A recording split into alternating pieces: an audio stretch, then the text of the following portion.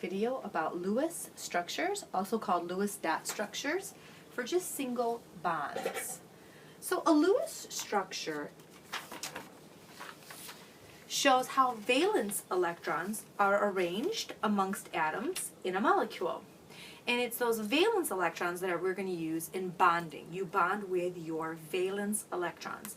In a Lewis structure, we use a dot, seen here, to represent a valence electron. So this dot would be one valence electron. Okay, so just a reminder, atoms want to bond, and the reason why is because they want to achieve a stable octet. Remember, 8 valence electrons. And then they have stability, which also gives them a stable electron configuration. We have 2 exceptions, and that is hydrogen and helium. There's actually more exceptions, but we're only going to be talking about hydrogen and helium's exceptions. And they actually don't need 8 to be stable. They need a total of 2 valence electrons, and they've achieved stability. So something to memorize, hydrogen and helium. Okay. Something else to remember is how do we determine our valence electrons? And if you remember, we've learned that the column numbers, column 1, 2, skip the middle, we'll call this 3, 4, 5, 6, 7, 8, equal the valence electrons. So everybody in column 1 has 1 valence electron. Everyone in column 2 has 2 valence electrons. Skip the middle, everyone in column 3 has 3 valence electrons, and so forth. Remember, the noble gases already have their 8 valence electrons, so they don't really engage in that much bonding. They don't need to. Okay. Now, there are 2 types of Lewis dot structures, or Lewis structures, that we're going to talk about. One is for ionic compounds, and the other one is for covalent. So for ionic compounds, remember, an ionic compound is between a metal and a nonmetal, as seen here. So I've got potassium and bromine. Again, if we look at our periodic table, potassium's on the metallic side, bromine's on the non-metallic side. And also, as we just reminded ourselves, potassium's in column 1 with 1 valence electron, bromine's in 7. Wow, so if we think about this, 7 valence electrons. Bromine just wants 1 more to make 8, and it's stable. Potassium is going to want to lose that 1. It's easier to lose the 1 than to gain 7. So if it loses its 1 valence electron, its inner energy level is full. Remember, we learned about energy levels have to be full before you get to the outermost energy level. So as seen here, instead of sharing, there's going to be a complete transfer of electrons. Potassium says, I don't want my electron at all. You can take it. So it gives its electron to bromine. And bromine is ecstatic and takes the electron. And so as you see here, though, what happens is, as soon as potassium gives up its electron, remember, when you lose an electron, you become positive. So potassium becomes positive, no more valence electrons. And here's bromine with that stolen or transferred valence electron. And now potassium is positive and bromine is negative. Why? Because it gained an electron. When you gain a valence electron, you're negative. And so if you notice, we put our anion here in brackets, just the formality, and we've actually made that transfer, put up our ion charges. This is really important to note. Don't forget that as soon as the transfer occurs, right, they become ions. Now, why do they stay together when potassium said, here, have this? Is because it's a bond still, because the positive and negative are attracted to each other. That's what an ionic bond is. Okay? Now, on the opposite end is covalent. And in covalent bonds, we share electrons. Share. So let's remember that. So I'd love to talk about hydrogen bonding to hydrogen, which, remember, hydrogen's our exception. So it's not going to have an octet. Instead, it's going to have, I like to call it, a duet rule. Meaning, remember, it only needs 2 valence electrons to be full. Well, hydrogen, if you remember on our periodic table, is in column 1. Okay? Hydrogen's in column 1 up here. So it has 1 valence electron. Okay? So does the other hydrogen it's going to bond to. So technically, my compound is really H2. 1 valence electron here, 1 valence electron here. How many do they really want? Well, if they had a total of 2 And if this one had 2, they'd be stable. But this is not ionic. They're not going to transfer. This is covalent. Remember, covalent is between nonmetals. So if that's the case, then they need to share. So what happens is they come together, seen here, and this H says, fine, I'll share my green valence electron, and this H says, fine, I'll share my red valence electron. And they put them in the middle. Whenever the electrons are in the middle, we call them shared valence electrons. And they both get to call them their own. So this hydrogen says, I have 2 valence electrons, and this hydrogen says, I have 2 valence electrons. If they're sharing them, they can call them their own as well.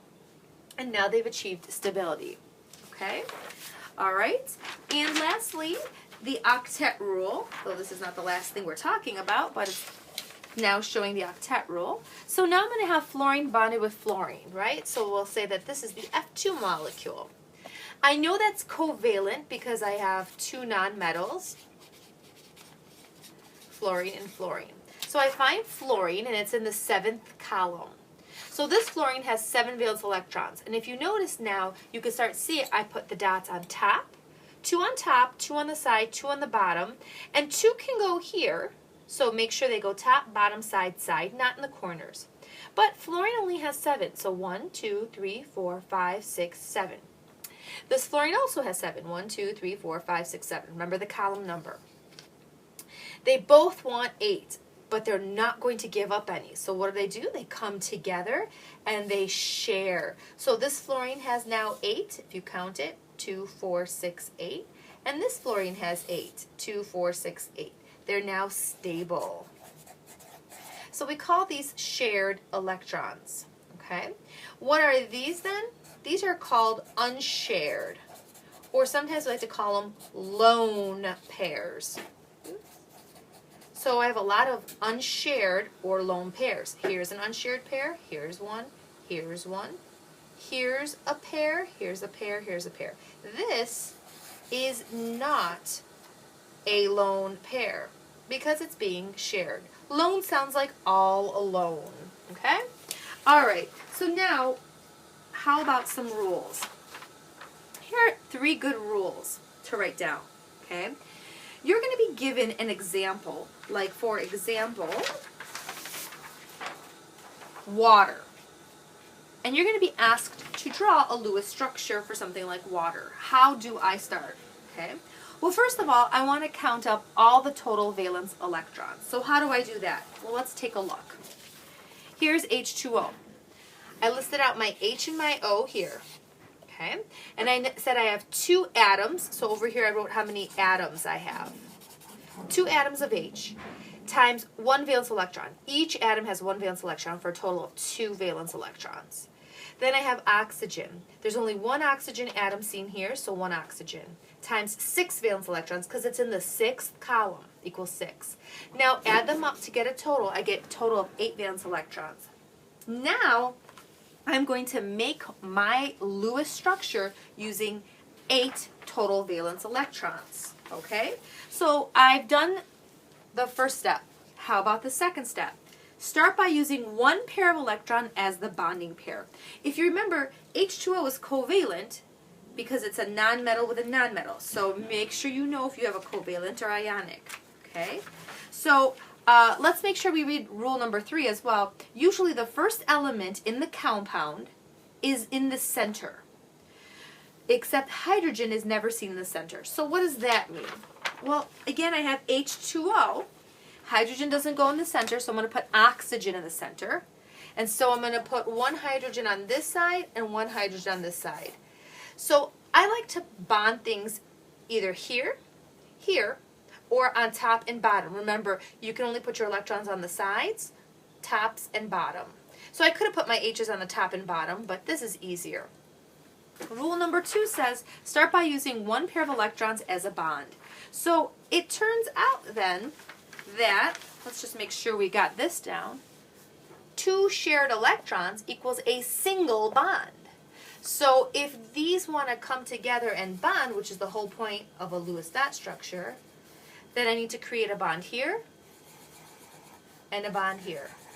These are known as single bonds. 2 electrons, single bond. So now hydrogen's bond to oxygen and this hydrogen bond to oxygen. Well, hold on. These hydrogens are already stable because all they need are 2 valence electrons, and look, they got them. But we needed to use a total of 8 valence electrons. So far, we've used 4. 1, 2, 3, 4. 8 minus 4 means I have 4 more electrons. The goal, let's write this nice and big, if you remember, is to achieve stability. And for most of these, it means an octet, or the duet for hydrogen. So hydrogen has the duet. Octet, there we go. Hydrogen has its duet. So now oxygen needs to be stable. Oxygen will be stable if we can have 8 valence electrons. Right now it has 1, 2, 3, 4, 5, 6, 7, 8. Now, you can't use more than a total of 8 in the picture, and you can't use less than 8. So it is really important to, at the end, check to see if you use the total amount of valence electrons. Again, we said 8 was our total. Let's count. 1, 2, 3, 4, 5, 6, 7, 8. Hydrogens are happy, and oxygen is happy. Octet, duet, duet. Okay, good. Let's try one more. pH3 is the compound. Okay, rule number 1 says count the total valence electrons. I did that. There's 1 P, and each one has 5 valence electrons, so it's in the 5th column. Hydrogen, there's 3 of them, and each one comes with 1 valence electrons for 3. 5 and 3 make 8. Okay? Start by using 1 pair of electron as a bond, and usually the first element is in the center. First element in the center. So, P is going to go in the center. I have 3 H's. Remember, I could put an H here, here, here, or here. It doesn't matter. So remember, top, bottom, side, or side. So I'm going to put 3 H's. 1, 2, 3. Why? Because there's 3. Remember, if I'm going to have them come together, which is the whole point of a Lewis structure, they have to bond. Use 2 electrons to bond. 2 there, 2 there, 2 here. Bonding electrons are always in between. In between. Now this P is bonded to this H with these electrons. These 2 are bonded with these electrons, and these 2 are bonded with these electrons. That is very important. Okay? All right, I've done my bonding electrons. Now remember, the goal is to make sure everyone is stable, which means I still have an octet to fulfill. Hydrogen is stable because it has its 2. Hydrogen over here is stable because it has its 2. And this hydrogen is stable because it has its 2. But guess who's not stable? Phosphorus. So I've already used up 1, 2, 3, 4, 5, 6. I have a total of 8. 8 minus 6 means I have 2 more left. There's only one place to put them, and they're right here. 1, 2. Now, phosphorus is happy with a total of 1, 2, 3, 4, 5, 6, 7, 8. Now, I'm circling these to show you them, but in the end, we don't circle them. We just leave it like you saw it before, which is like this. Okay, make sure you make those dots nice and big. Okay, so the last thing you want to do is at the end, you want to check to see if you use the total amount of valence electrons. If you don't check, you won't know. You can't go over, you can't go under. So I can't use 9 valence electrons, and I can't use 7. I have to use 8. 1, 2, 3, 4, 5, 6, 7, 8. And everybody's achieved the goal of an octet. So really quickly, how many lone pairs do I have? Lone pairs are around the center atom. Here is the center. I've got 1 pair that is all alone, meaning not bonded. 1 lone pair. And it has to be around the center atom. These are bonded, bonded, bonded. So I have 1, 2, 3 bonded pairs. Okay? So this is how we do a Lewis structure for single bonds. And now if I actually wanted to put bonds in instead, I can take wherever I have a dot and put a stick. So here is a stick model. Each stick represents 2 valence electrons. So instead of putting the 2 dots, you could put the stick in if they say a stick model. So 2, 4, 6. Now don't forget, I have to put my 2